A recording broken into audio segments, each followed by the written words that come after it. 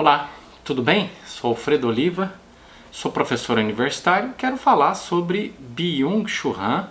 Continuo analisando o livro A Sociedade do Cansaço. E hoje eu vou trabalhar o capítulo 7, que é exatamente o capítulo cujo título é Sociedade do Cansaço. Muito bem, então vamos lá. Vamos começar então com algumas citações e discutir como é que o Byung-Chul Han identifica ou caracteriza a nossa sociedade como sendo a sociedade do cansaço. Então, ele diz assim, a sociedade do cansaço, enquanto uma sociedade ativa, desdobra-se lentamente numa sociedade do doping. Nesse meio tempo, também a expressão negativa doping cerebral é substituída por melhoramento cognitivo. O doping possibilita, de certo modo, um desempenho sem desempenho. Então, ele já vem usando ao longo do livro e usa em outros lugares a expressão sociedade do cansaço, às vezes usa a expressão sociedade paliativa, às vezes usa expressões alternativas, né, como sociedade do desempenho, né? Então a sociedade do cansaço é a sociedade do desempenho, quer dizer, a sociedade que tem o desempenho como o valor supremo, quer dizer, o importante é que o sujeito consiga apresentar sempre um bom desempenho e que ele deve apresentar um bom desempenho mesmo quando ele não está apto a apresentar um bom desempenho, né? Quer dizer, há uma ironia nisso. Então quando a pessoa tendo necessidade, demanda social, exigência social de que ela apresente um bom desempenho, mas ela não está apta para isso, ela então utiliza, né, alguma substância química para melhorar o seu desempenho, né? Então é interessante isso, né, que é o que se chama de doping, né? Quer dizer, se você tem, vamos lá, um jogador de futebol que está no limite da sua capacidade física, ele ingerindo alguma substância química, ele consegue ir além do seu limite. Isso é considerado doping, ou pelo menos no esporte você tem uma série de substâncias, né, que por apresentar, melhorarem o desempenho da pessoa são substâncias proibidas. Se essa pessoa for flagrada usando uma dessas substâncias proibidas, isso é considerado doping. E esse esportista fica sujeito a alguma punição, né, dentro da área esportiva na qual ele atua, caso ele seja, claro, um esportista profissional. Bom, isso que está acontecendo, ou acontece eventualmente, ou sei lá, com alguma frequência no esporte, acontece também na vida social. É isso que o Byung-Chul Han está dizendo, né? Então, vamos supor que você tenha trabalhado demais e esteja cansado, né? Cansado demais. O que você faz? Como a sociedade do cansaço e do desempenho é também, né, sociedade paliativa, quer dizer, a sociedade dos remédios, né? Quer dizer, o que é um remédio paliativo? É um remédio que você toma e que não combate a doença que eventualmente você tenha, mas combate sintomas, né? Então, por exemplo, se você tiver debaixo de uma invasão bacteriana, né, quando você toma um analgésico, porque essa infecção está promovendo dor no seu corpo, o analgésico não combate o agente bacteriano, certo?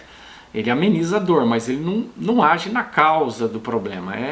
Então isso é uma metáfora daquilo que acontece com a gente na vida em sociedade, né? A gente tem sintomas, esses sintomas estão indicando que a gente está ultrapassando o nosso limite físico, e aí então a gente toma algum tipo de remédio para mascarar os sintomas e continua fazendo as coisas erradas, né? É como, por exemplo, você comer de forma errada, ingeriu muito excesso de carboidrato, você vai lá dosar os seus níveis sanguíneos e, por exemplo, acusa que o seu nível de triglicéridos está muito alto. Aí você vai lá e toma o remédio para baixar o triglicérides, né? Ao invés de fazer uma reeducação alimentar e passar a ingerir um nível razoável de carboidratos compatível com o seu consumo de energia.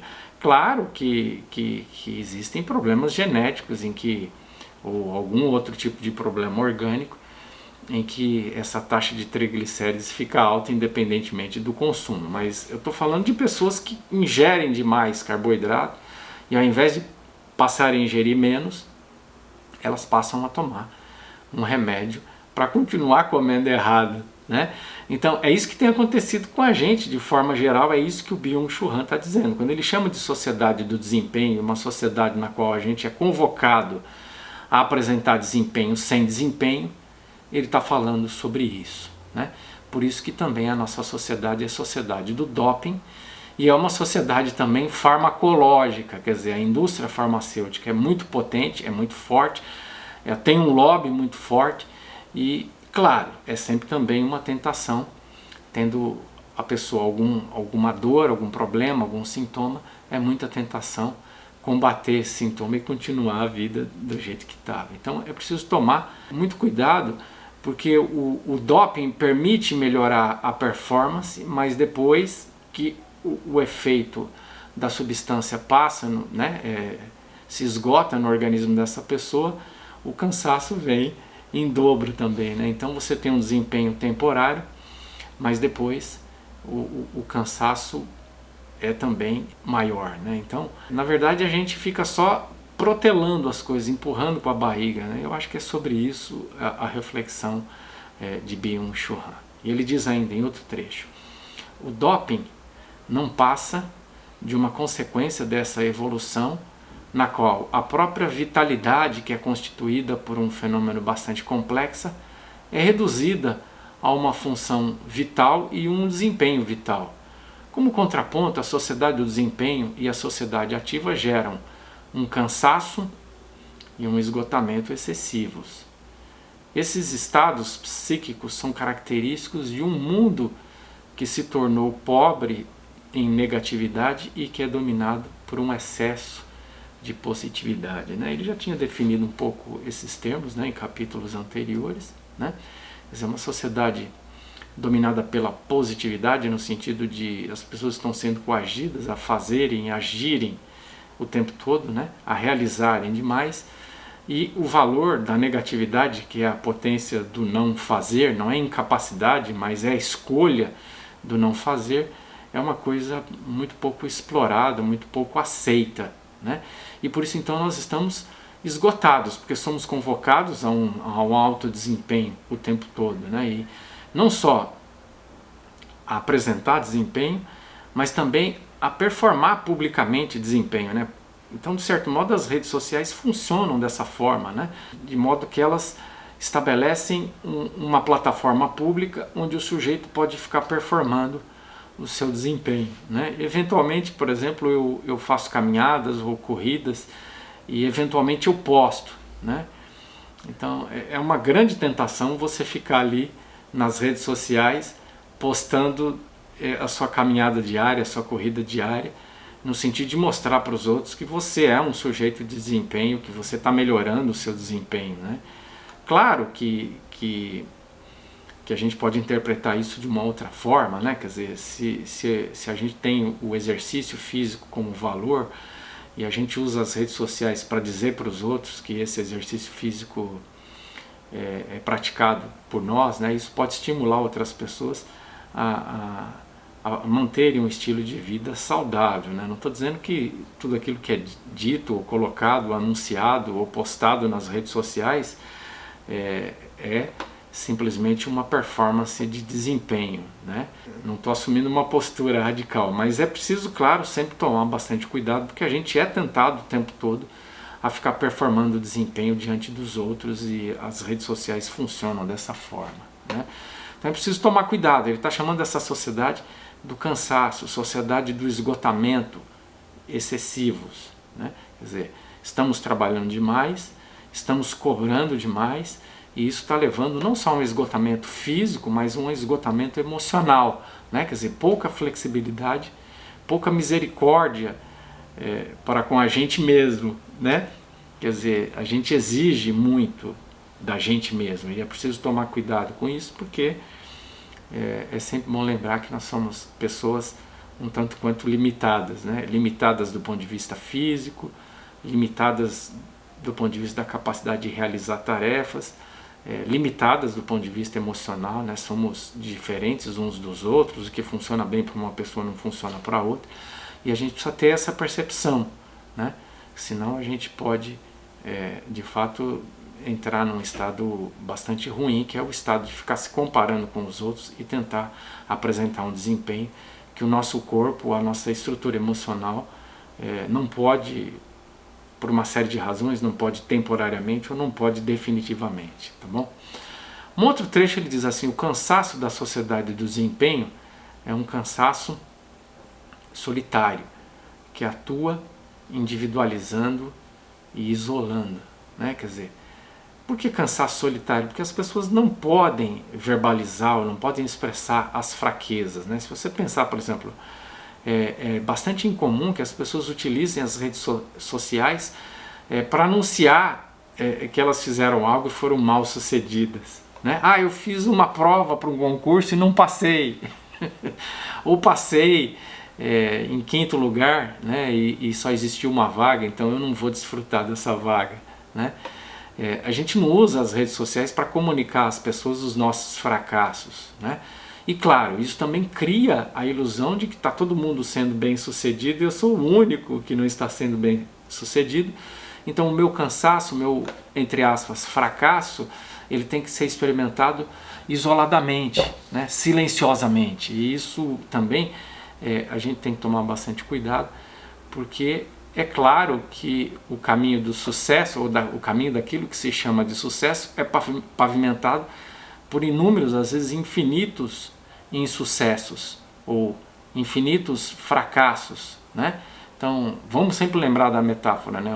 Um pianista que executa uma peça de forma exímia diante de um público treinou centenas, talvez milhares de vezes até que conseguisse fazer isso perfeitamente, né? Então todas essas vezes que ele treinando executou de forma que tivesse alguma imperfeição, isso é um fracasso ou esse é o caminho do sucesso, né? Quer dizer, quem vê a obra sendo executada de forma exímia não percebe, né? Não percebe que esse caminho foi pavimentado por uma série de fracassos, entre aspas. Então é importante que a gente saiba lidar com esses limites que a gente tem, que a gente saiba que até a gente conseguir fazer algo bem feito, a gente faz essa coisa feita de uma forma um tanto quanto limitada inúmeras outras vezes, né? Então não existe sucesso e fracasso, eles são sempre relativos, né?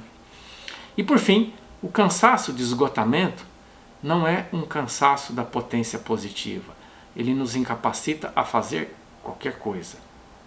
O cansaço que inspira é um cansaço da potência negativa, a saber, do não para.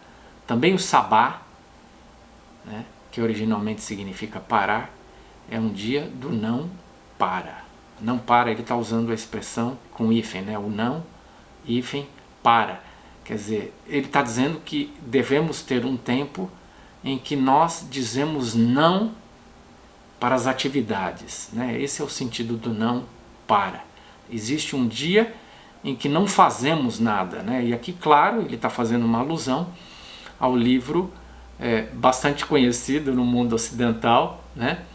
Tanto por judeus como por cristãos, né? Conhecido como Antigo Testamento para os cristãos e Bíblia hebraica para os judeus, que tem lá o livro do Gênesis, que diz que Deus é o Criador, quer dizer, Deus faz toda a obra da criação, mas usa a expressão de que mesmo Deus, depois de ter trabalhado por 6 dias, no 7º descansou, né? Então, se Deus descansa, qual é o problema em nós descansarmos, né? E qual o problema da gente lembrar, né? A gente que usa, seja por convicção religiosa, seja por uma convenção cultural, a gente que usa a Bíblia como referência para fazer tantas coisas, porque agora quando ela diz que a divindade na qual a maior parte das pessoas nas sociedades ocidentais acredita, porque as pessoas não se lembram que a divindade descansa, né? E por que uma divindade que descansa é reverenciada no mundo ocidental, e no entanto no mundo ocidental a gente tem como principal valor o trabalho, o excesso de trabalho, né? O sucesso, né? Então é preciso tomar bastante cuidado, porque há uma contrariedade aí, né, entre aquilo que nós fazemos e aquilo que no mundo ocidental nós temos dito que acreditamos. Então ele diz, também o sabá, voltando, né, para essa citação, também o sabá, que originalmente significa parar, é um dia do não para. Um dia que está livre de todo para isso, para falar com Heidegger, de toda e qualquer cura. Trata-se de um tempo intermédio. Depois de terminar a sua criação, Deus chamou o sétimo dia de sagrado. Sagrado, portanto, não é o dia para isso, mas o dia do não para. Um dia no qual seria possível o uso do inútil. Bom, eu espero que a partir de todo esse contexto estabelecido você já consiga compreender o que ele está dizendo aqui, né? Quer dizer, se Deus age, né? Se o Deus, a divindade do mundo ocidental é um Deus que age, é um Deus que cria, é um Deus que faz, é um Deus que realiza, mas depois de ter realizado faz uma pausa para descansar, né? E chama essa pausa de dia sagrado, né? E ele não chama o dia da atuação de sagrado, ele chama o dia do descanso de dia sagrado. É isso que o Byung está dizendo, né? Portanto, o agir, no agir não está a sacralidade, é no descansar que está a sacralidade. Portanto, as pessoas não deveriam sentir vergonha de descansar, né? É isso que ele está dizendo. Seja uma pessoa que acredite ou não na existência de Deus, ela não deveria, seja por razões religiosas ou filosóficas, ou seja lá o que for, a gente jamais deveria sentir vergonha de descansar, né? No fundo, a vida se realiza nos momentos em que descansamos, nos momentos de ócio. Vamos lembrar que Byung é um filósofo e aquilo que gera a capacidade de filosofar é exatamente o ócio, né? Quer dizer, o ócio é que permite criar, é o ócio que permite fazer algo, né?